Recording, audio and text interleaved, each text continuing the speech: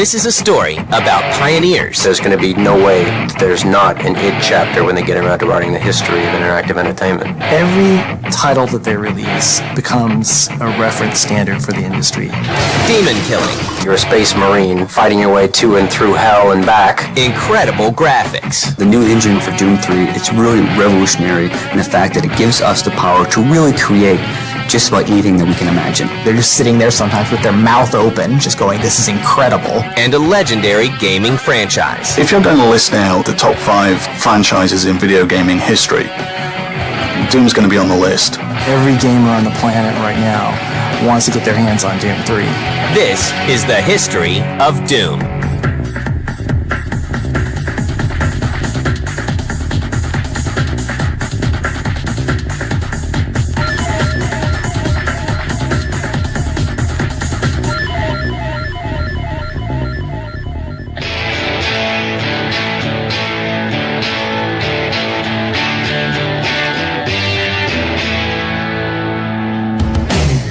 It's May 5th, 1991, and a small company in Mesquite, Texas called id Software makes a big impact with Wolfenstein 3D.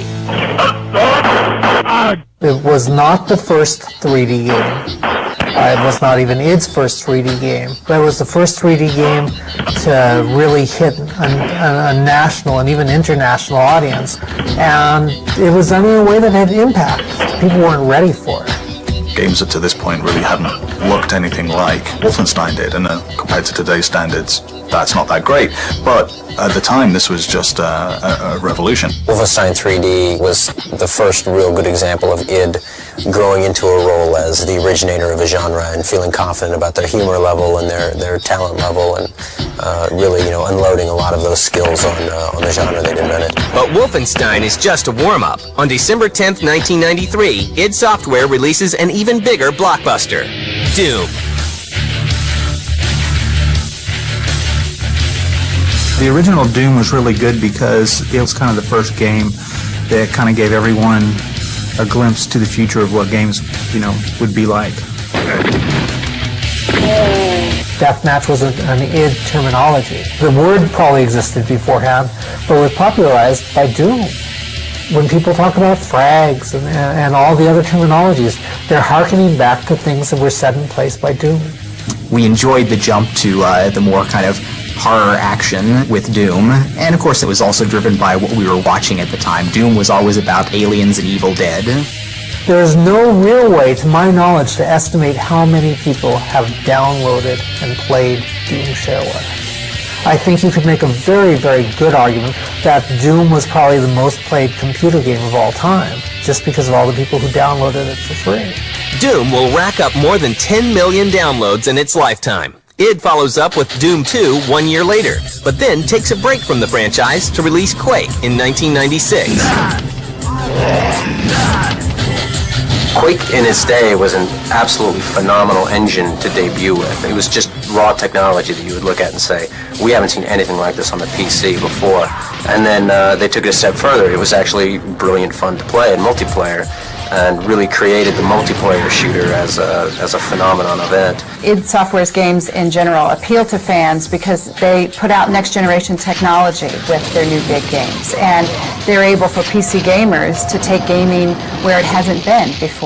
I was certainly a strong advocate of getting good 3D acceleration in early on, and we went out of our way to do some of the early things like the rendition version of Quake, the original GL Quake being freely released. id continues to push the boundaries of technology with the release of Quake 2 in December 1997 and Quake 3 Arena in 1999. Quake was central in convincing every serious PC gamer you had to have at least a decent 3D card, and preferably the latest and greatest. Really the big thing was when we went to Quake 3 requiring hardware acceleration on there, and that was again a somewhat gutsy move at the time because there had been a few hardware-only games, but they had been these small niche products that generally hadn't been very successful. But once you were past that hurdle, you were never going back, and PC gaming changed forever because that was the only way to play a shooter if you were serious at all. And Quake 3 was looked at in a lot of people's eyes as a bellwether of, is this going to be okay to do this at this time? And while Quake 3 wasn't our largest success, it was certainly a big enough success that everybody looked at and said, that, yeah, you could still take advantage of the hardware features and still be very successful. Every title that they release becomes a reference standard for the industry. It raises the bar once again. id Software is ready to start its next game, but the small developer must first face its inner demons. The new millennium is just around the corner, and id Software is going through some birthing pains. Every project, but the last couple ones we had been considering, well, is it time to remake Doom with new technology and all that? At the end of Quake 3, we did have a little bit of an internal spat over where we were going with the next project. The only kind of foregone conclusion was that it was going to be single-player focused because there was a good contingent in the company that wasn't happy with the Quake 3 kind of activity level of gameplay. We wanted to really create this scary, intense, action-packed horror game, and everybody is much more afraid when they're alone. But there was still debate over exactly what we were going to do. And it did come down to a point where, we had a big forced issue about it where I wasn't at all comfortable with the alternate project that was being pushed on there. And it wasn't clear that we could come up with a clear, unified company direction on something brand new.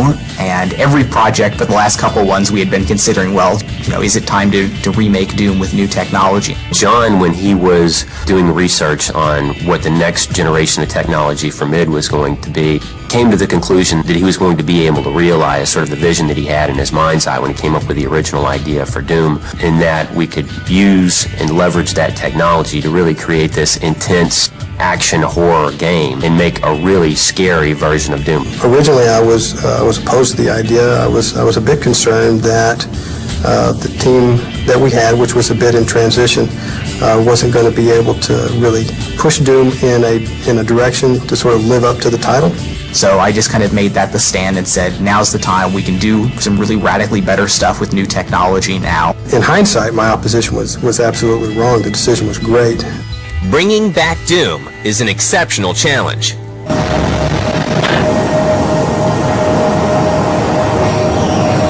We've got you, Darkstar. You are set for lockdown. Welcome back. If there was a Hall of Fame in computer gaming, I can say with all the humility in the world that there's absolutely a place at the top, or certainly near it, for Doom and Doom 2. And, there's almost a reluctance to go back and mess with the formula, almost like, a Hall of Fame running back coming out of retirement. Is he going to just sort of destroy his legacy? Doing Doom 3 was a very tall order because Doom was such a mega successful game that we really had to evaluate what we wanted to do. What do our fans really want us to bring back from the original? And then what can we add to the new Doom 3 to make it, so much better? You have a game that people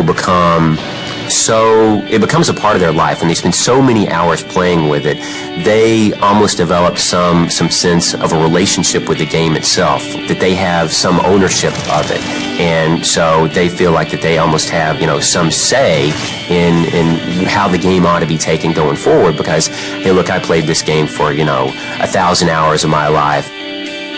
People get obsessive with everything that comes out of id. People are obsessive about id. Id's games are great. One of the reasons people respect id is that id never turns its back on quality. Everything that comes out is going to be good. People get so emotionally attached, and then they get afraid of, well, if it's not the exact game, or if it's not as good or better, if it's not their interpretation of what the next game ought to be like, and they get afraid that we're going to do something different with it. They don't want to see the next game come out because they just want to sort of freeze time and have Doom be the way it was when, they had all these great experiences in their life, and don't want to have anything to sort of spoil that memory.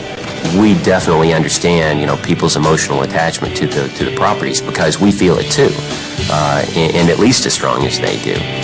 On June 1st, 2000, work begins on making Doom 3 a worthy successor to the legendary franchise. It's the new millennium, and id Software is hard at work on Doom 3.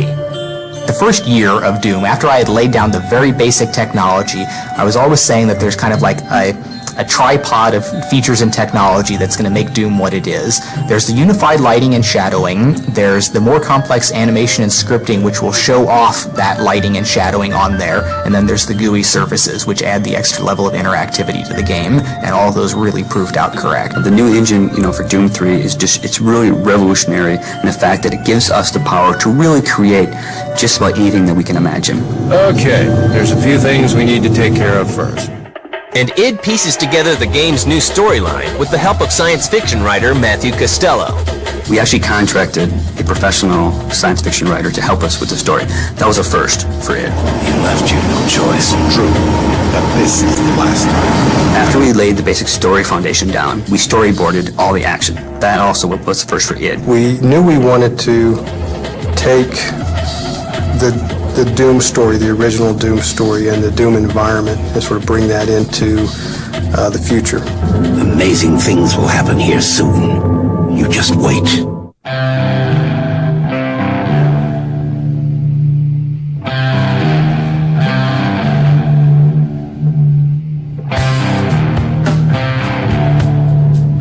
The story in Doom takes place as if the first two never happened. So it's very important that fans realize that this is not Doom 3, after Doom 2 Hell on Earth. This is Doom 3, whereas Doom and Doom 2 never happened. And so we knew we had those elements to work with, like the UAC, a research facility, Martian landscape. The player is back on Mars, and the UAC is conducting some super secret teleportation technology. UAC scientists have made discoveries that will forever change human existence. Then something went terribly wrong. Through some miscalculations and some arrogance, the UAC opens a portal to hell.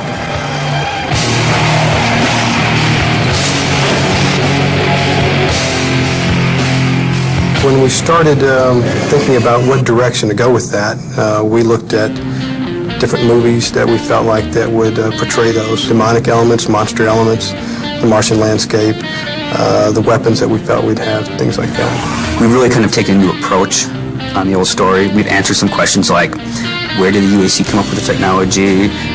What's the demon's motivation? I mean, we really expanded all of those aspects and made a really, engrossing story. And some old enemies make a return, along with a few new surprises.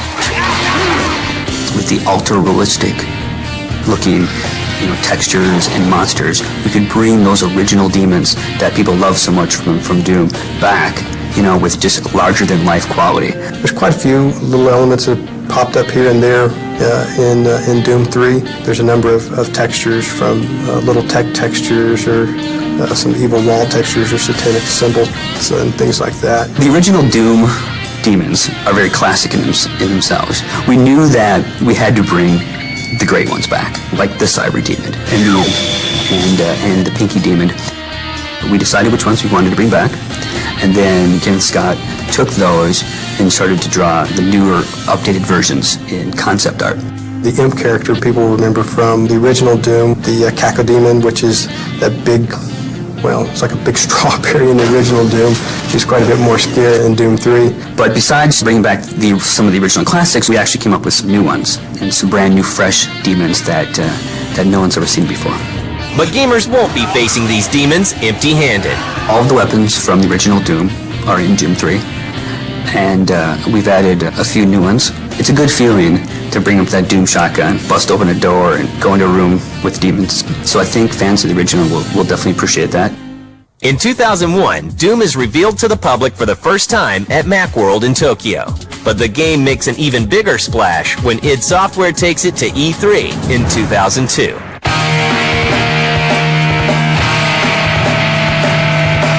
The year that Doom 3 came out, people couldn't sit still. You would come out, you would tell people about what you would see, how real it looked, how it was maybe Shrek quality animation and graphics. And they'd look at you blank-faced because there was no way it could be real. We had a 15-minute in-game kind of demo play, and we had seats, and it was real dark, and it really kind of made the fans realize that the game's scary, that the game has movie quality, that it's over-the-top action. It really helped kind of deliver the message that what Doom was. Everybody knew what the original Doom was, but then they never knew what direction that we were taking with Doom 3. And this gave us the opportunity to show that direction. When it went out there and it just had this amazing reception on there, they're just sitting there sometimes with their mouth open, just going, this is incredible. People didn't believe it was real. The E3 judges, they had to come up to us and say, okay, would you like to go try it? Or would you like to see us play it so we can prove to you that this is not a fake, this is a real thing? We received great feedback. We won 5 awards that year at E3. It was a fantastic E3 for us. But just as id Software returns from a triumphant E3 showing, the unthinkable happens.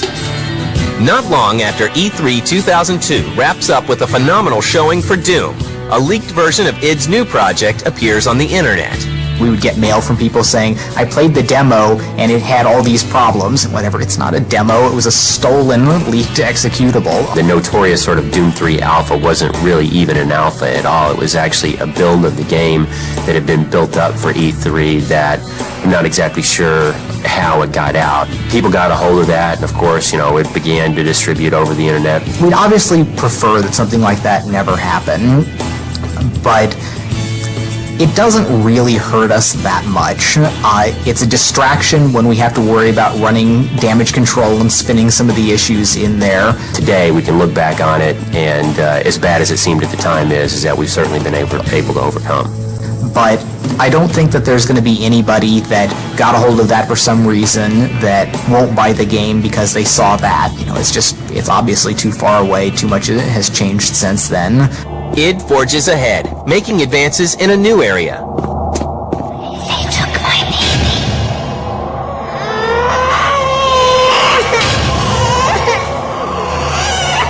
Audio in our games has always been, clearly second fiddle to rendering. But as computers have gotten faster and faster, that couple percent that we devote to audio has gotten more and more capable. One thing that we've done in Doom 3 that's very cool is we have a true 6-channel surround sound. That gives us the ability to have sound and audio cues that happen around the player. So like, for instance, if a demon is sneaking up behind you, you can hear them. You're walking through a dark corridor and you'll hear whispers that circle you. It really kind of gets the player into the game because they're like in a wave of sound. And Chris Brenna, the former drummer for Nine Inch Nails, is brought in to lend his talent to the music in Doom 3.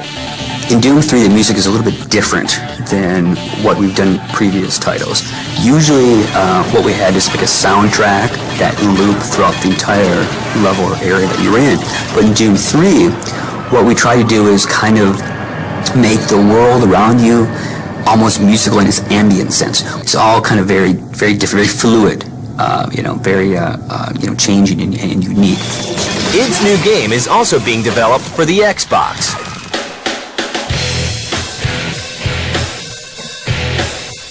The original core rendering decisions for Doom were influenced very specifically by the capabilities of the Xbox. We knew at the time what the Xbox was going to be like coming out, and the rendering of what we do with geometry and surfaces and textures and all that was crafted around something that was going to be efficient on the Xbox. One of the great things about the Xbox is the technology in the Xbox is very similar to the technology that John looked at when he architected the engine.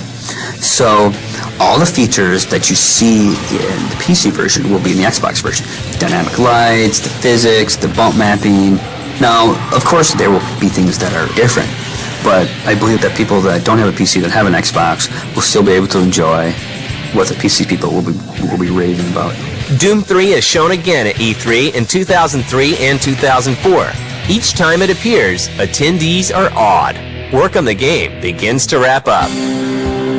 I'm sure it's going to be a huge release when everything gets out here, but everyone should be really looking forward to getting the game out on the shelves because the response should be just really phenomenal. Every gamer on the planet right now wants to get their hands on Doom 3.